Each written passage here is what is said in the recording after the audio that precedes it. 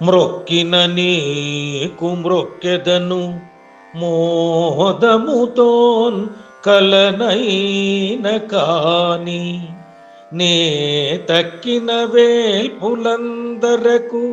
దండము బెట్టను శర్కరాళియుల్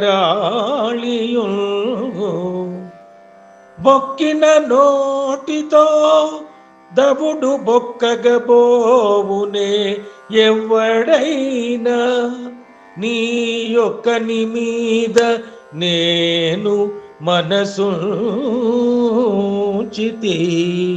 ధర్మపురీనుకే సరి ఆ ఆ ఆ భావం: ఓ ధర్మపురి నృకేసరి, నేను మొక్కితే నీకు మాత్రమే సంతోషంగా మొక్కుతాను, ఇతర ఏ దేవతలకు నమస్కరించను. తీయటి శర్కర తిన్న నోటితో ఎవరైనా తవుడు బుక్కుతాడా? కేవలం నా మనసు ఒక నీ మీదనే ఉంది అంటాడు శేషప్ప.